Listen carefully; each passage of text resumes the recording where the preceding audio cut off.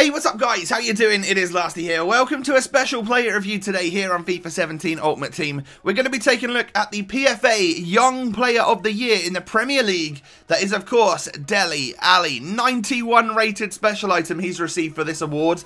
And he has got some pretty awesome stats. As you can see on his item, 88 pace, 93 shooting, 94 dribbling on a player that is 6'2". Absolute craziness there. High medium work rates, right footed with the average 3-star skills and weak foot, of course. But just like Kante, we're looking at some pretty special teams here for some pretty special players. So he fits in very nicely in this two-league squad between the Bundesliga and the Premier League. But I played most of my games with Kante here as a central attacking midfielder in a full Premier League team.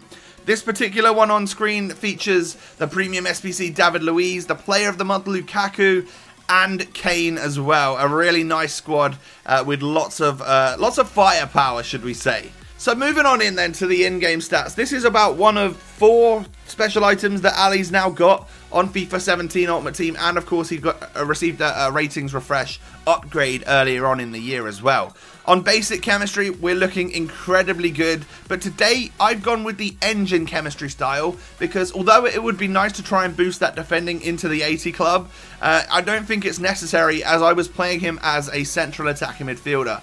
The pace, dribbling, passing, and especially the added agility and balance that you get with the engine chemistry style was exactly the reason that I used that today. I think it gives him an added something in that central attacking midfield role. So moving on into the clips, we can talk about the negatives and of course the positives, but we'll start with the negative, get them out of the way first.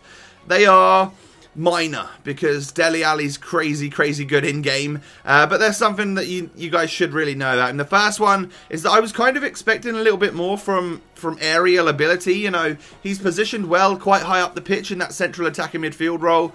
I thought maybe I could whip the ball up from my goal kicks, and it just didn't seem to really work. Even though he's 6'2", I didn't find his aerial ability to be any good at all. And then of course there is the fact that for FIFA 17, Dele Alli's got 3-star skill and 3-star weak foot, which is distinctly average, especially when you start getting into those more attacking roles. But moving on into the positives, I had a great time and I can't wait to just keep using this Dele Alli in all of my squads from now on because he's insanely good on the game.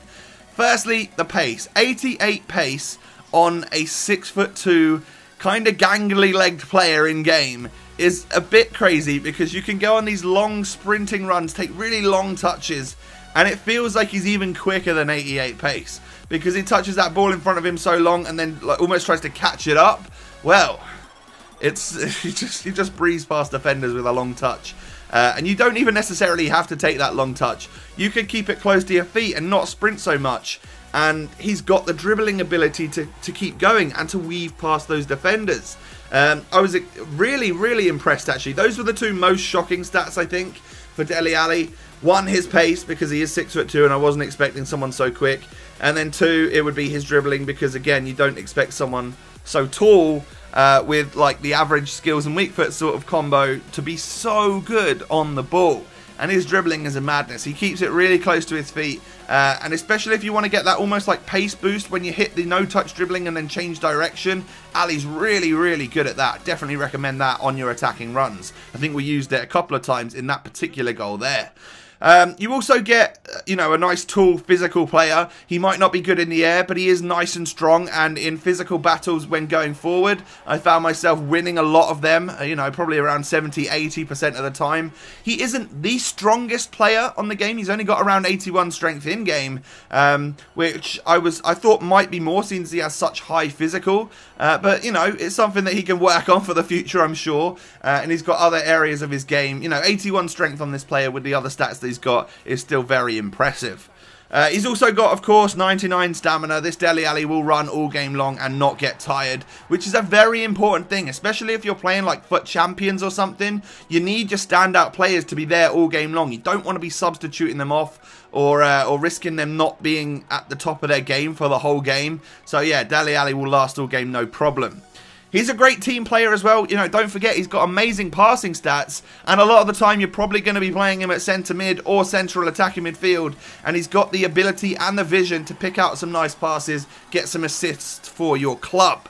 And then, you know, final two positives here. We've got the fact that he's got really high shot power, and I was able to score lots and lots of goals with him. He's got a very deadly right foot, that's for sure. Nice low driven shots. And the fact that he's a versatile player.